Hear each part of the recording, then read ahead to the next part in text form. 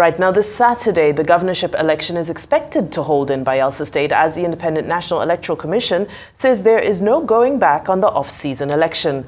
With a lot of campaign activities ongoing from all political parties that have fielded candidates to garner support towards achieving victory, government and security agencies are leaving no stone unturned to making sure the exercise is seamless. While the incumbent Senator Diri Doye is seeking a second term under the People's Democratic Party, a former governor of the state, Timmy Silva, is staging a comeback under the All Progressives Congress.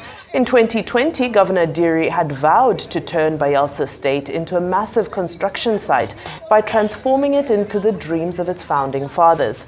Now, if that has been achieved or not, we're now being joined by the spokesperson of the Bayelsa State PDP Governorship Campaign Council, that's Evarada Abednego, and he'll be taking us through the build-up to the election in the state. A very good afternoon to you. Warm welcome to the program. Yeah, good afternoon. Thanks for having me. Wonderful. Well, let's take it to some statements from Governor Diri. As you know, we took one as I was ending the intro. But one other statement he did make was regarding the federal might, what he called, and I quote, the federal might of the APC, and his view that it will not work in this election. Now, this idea that the APC has a federal might, is it something that the PDP is still concerned about as we count down the days to the election? Of a truth, I must say that every reasonable person should think towards that direction. Reason being that from 2019 to date, I think Bayelsa State, as a state and as a people, we have been able to see an uncommon development in our state. But first, it started with ensuring that there is peace and security by the government doing the right investment and, of course, making the people to come up to show ownership and responsibility in their self-preservation so that it makes the work of security agencies within the state much more easier. That, of course, ushers in an atmosphere of development. And that is why the mantra of the prosperity government of the Evarada is about creating happiness. And then we christen it prosperity government.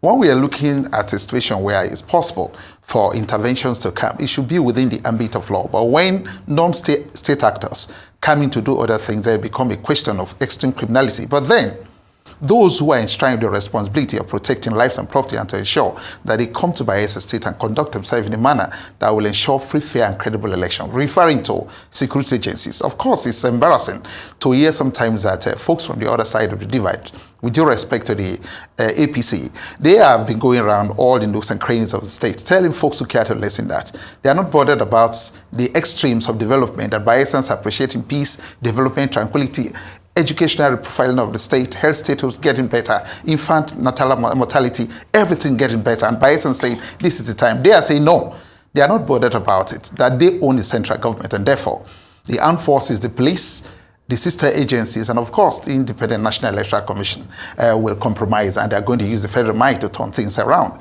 The question is, will that be possible? It is just too impossible to happen in Bayelsa State. The reason being that you don't do certain things when over 90% of the people are leaning on one side of saying what we want is peace, and peace has been given to us. What we want is critical development in our state.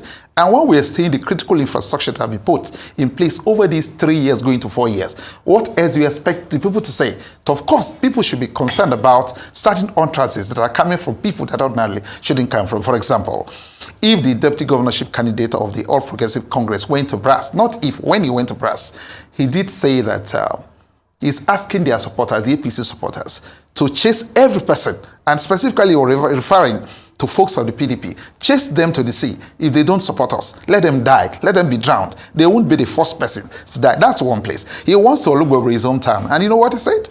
He said, look, forget about the strides of the PDP. We are coming to use force because we have the president. We have the army, we have the police, we have INEC. Don't make a mistake about it.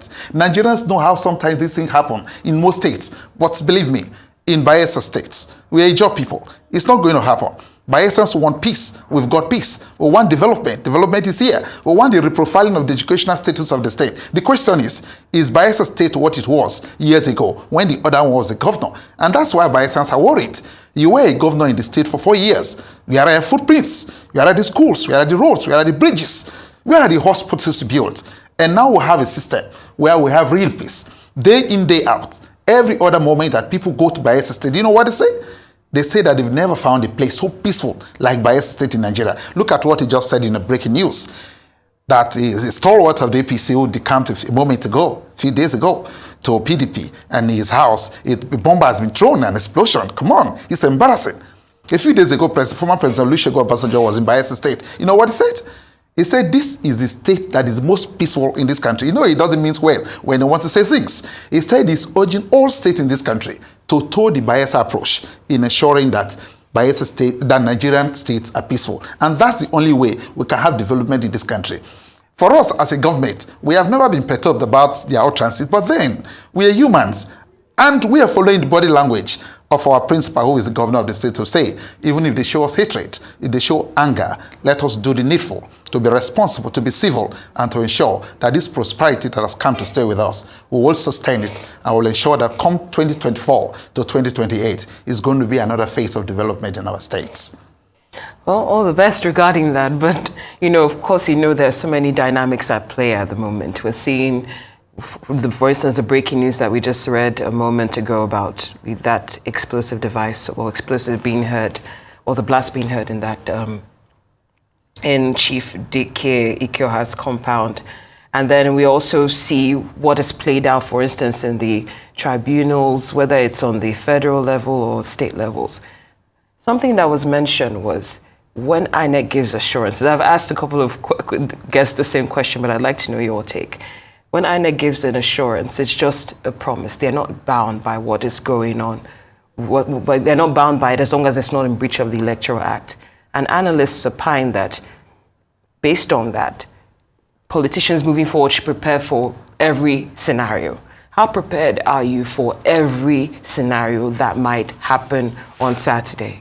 Briefly, please. I would love to say first that it's quite embarrassing when we have a state under a democratic process where a very senior member of a political party will make a statement that threatens innocent citizens of this country, that they should be chased to the sea and they should be killed and they should be drowned. And then from then to today, no action has been taken by the government. It worries all of us, and it should be a concern to all Nigerians. That is the level of impunity that we are giving people to do. And then we are asking now, if INEC has said we're going to ensure a free, fair, and credible election. I remember a few days ago, the Chief of Defense Staff was in Bayelsa State, and he did lend very strong credence to the point that this election is not going to be business as usual. Those who think they are going to perpetuate crime in whatever level, they are going to face an uncommon environment for them to do that. Yesterday, the IG of police was in Bayelsa State. The same expressions. But for us, as Nigerians, let me not talk as a Bayelsan, as a Nigerian, I should be worried that when certain things are said by certain elements in the state and nothing is happening, these are criminal statements. These are contradictions of the Electoral Act and contraventions of the Constitution of this country. So why hasn't it been possible for actions to be taken against such persons? And that's why we're saying, look, it makes them become very determined and nothing is going to happen. Look at what has happened. We did say a couple of days ago that whenever these folks come into the state, the atmosphere of peace and tranquility is going to change. We've never had an explosion, not even a dynamite, not even fireworks in Bayelsa State. And if you ask police and security officers in the state, they will tell you for free that they've never had it so good operating anywhere in Nigeria where you see real peace in the state body. See what? They just came in. Yeah. And what has happened? We've had the first explosion. This how is going to happen when the soldiers and the policemen are in Bayelsa State. Let us see how they follow this. Well, we do hope that peace reigns, of course, and we look forward to a tranquil election on Saturday. Thank you so much for your time, Evarada Abednego, spokesperson for the Bayelsa, for the PDP governorship candidate for the Bayelsa election. Thank you so much.